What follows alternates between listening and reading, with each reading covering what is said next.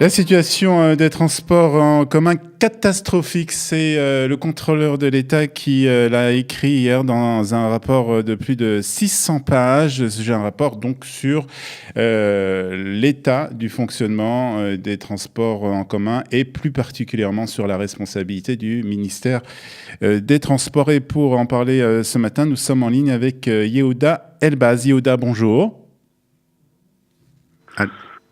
Allô. Bonjour, allô. Oui, oui. Bonjour Yehuda, merci Vous d'être m'entendez? avec nous ce matin. Vous êtes spécialiste dans le domaine des transports. Vous travaillez avec des collectivités locales. Vous êtes vous avez travaillé aussi pendant plus de 25 ans au ministère des Transports. Et donc, on va un peu évoquer ce matin ce rapport du ministère des Transports, du contrôleur de l'État sur justement l'état des transports en commun en Israël.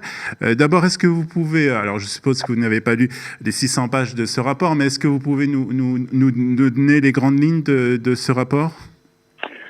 Oui, tout à fait. J'ai pas eu le temps encore de lire en détail le Le rapport rapport. en entier. Alors, le rapport en entier, mais enfin oui, j'en ai parcouru les grandes lignes et en effet, c'est un rapport assez difficile euh, et assez difficile pour le ministère des Transports et pour l'État d'Israël en général. Ouais. Mais enfin, je pense qu'il est important de préciser que, a priori, il n'y a rien de nouveau. C'est pas une situation. C'est-à-dire que vous n'avez pas été surpris par les Non, conclusions non, de pas ce du tout, rapport. pas du tout, pas du tout. Les conclusions de ce rapport reprennent en réalité les différents rapports qui avaient déjà été faits au ministère du Transport et qui ont détaillé les besoins Mmh. de l'État d'Israël en matière de développement des transports en commun qui sont connus et qui sont malheureusement en retard Alors, en retard de plus de 50, 70 ans ouais. environ. Donc, Alors, qu'est-ce que dit ce rapport, les grandes lignes? les grandes lignes de ce rapport, c'est que, en gros, c'est que il n'est pas fait assez pour développer les transports en commun en Israël. Mmh. Il n'est fait, c'est trop peu et trop lentement. Trop peu et trop lentement. Et je pense que chaque point de ce rapport reprend ce thème de manière très claire, trop peu et trop lentement. Ouais.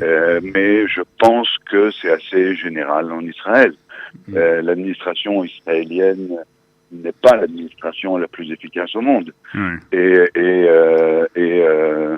Et ça n'est pas spécifique au transport, c'est spécifique au développement de toutes les infrastructures. Et malheureusement,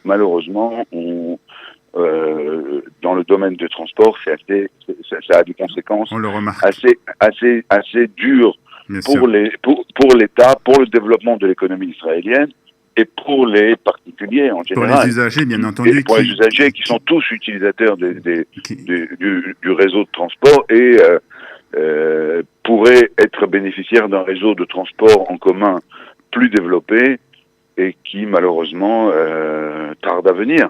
Alors, ces dernières années, il faut quand même signaler, ces dernières années, on a vu quand même certaines évolutions. On a vu d'abord une augmentation de certaines routes en Israël. On a vu, bien entendu, la ligne de train entre Jérusalem et, pour le moment, jusqu'à l'aéroport, qui devrait aller continuer jusqu'à Tel Aviv. Il y a quand même certaines améliorations, mais comme vous le dites, ce n'est pas suffisant. Alors, je voudrais qu'on parle plus particulièrement, justement, de cette partie des transports qui concerne les trains. Et là, le contrôleur dit aussi et rend responsable le ministère des Transports et plus particulièrement son ministre, puisque ce ministre est depuis 10 ans à ce poste, et dit que là aussi, il y a eu beaucoup d'échecs. Alors, est-ce que vous pouvez nous en dire un peu plus justement sur les échecs concernant le train en Israël? Oui, écoutez, ça n'est pas un secret, c'est un secret pour personne que un des principaux problèmes du train en Israël, c'est une société du train assez vétuste avec une infrastructure vétuste et un personnel pas suffisant et pas suffisamment compétent. Et nous nous retrouvons donc avec un système de transport en commun par train qui ne correspond pas aux besoins de l'État. Et il n'a pas été fait assez dans ce domaine, aussi bien au ministère du Transport qu'au ministère des Finances pour rénover le système.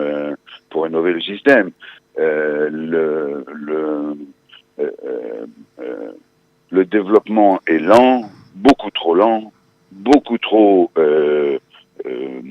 orienté vers des lignes qui n'ont pas été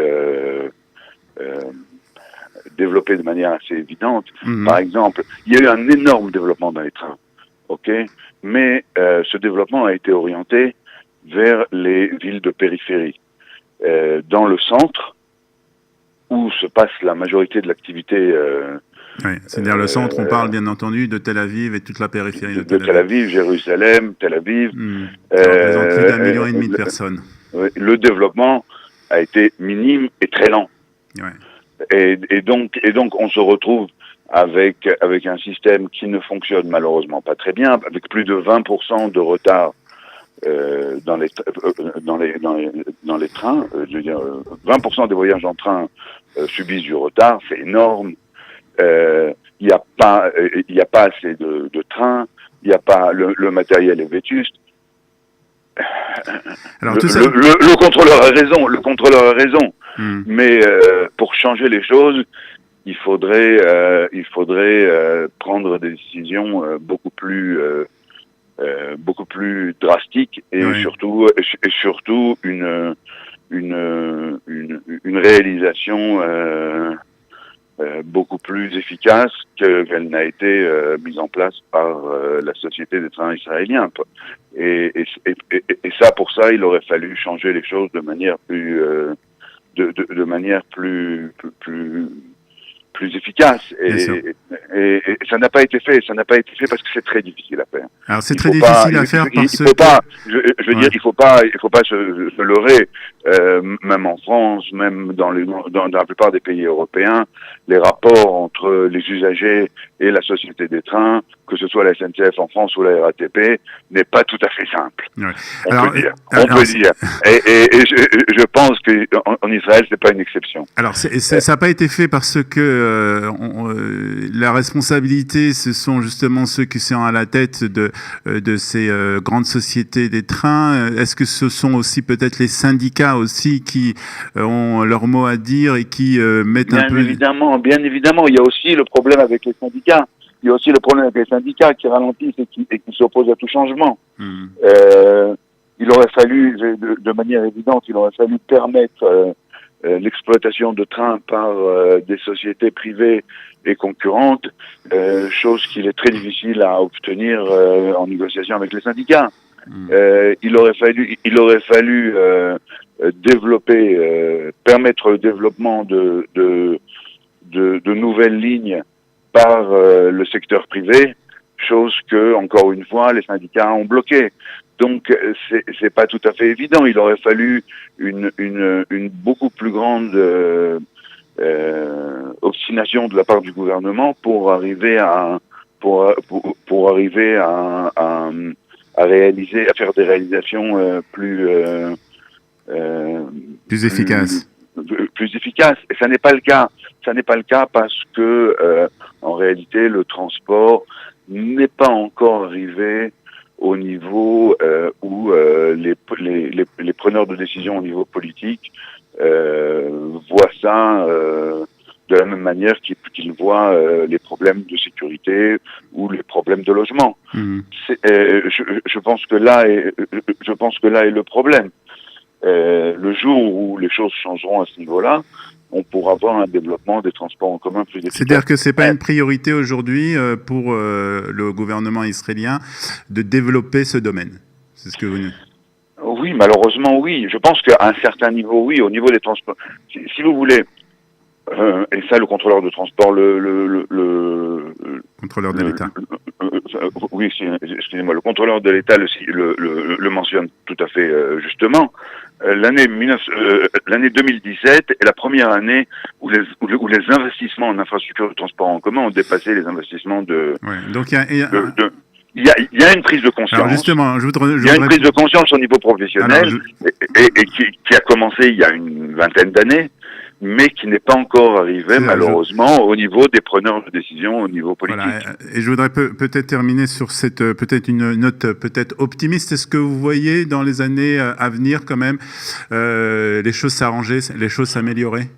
Mais oui, tout à fait, oui. Parce que je pense que ça transparaît complètement au niveau du rapport du contrôleur de l'État. Il y a des programmes, il y a des solutions, il y a et je pense que là justement le ministère des Transports et Israël Katz à sa tête ont fait à peu près leur travail. Ils ont présenté des solutions. Elles existent, elles sont possibles à réaliser. La seule question qui se pose maintenant, c'est quelle va être la priorité que le nouveau gouvernement va donner à ces solutions. Mmh. Il est possible en 10 ans, en 15 ans, de changer les choses et de renverser la vapeur pour permettre un meilleur développement économique du pays. La question qui se pose, c'est est-ce que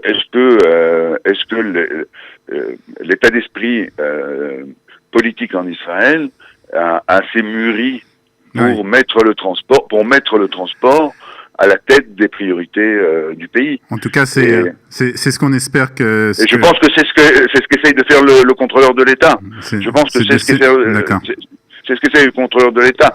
Il a mis sur la table un rapport.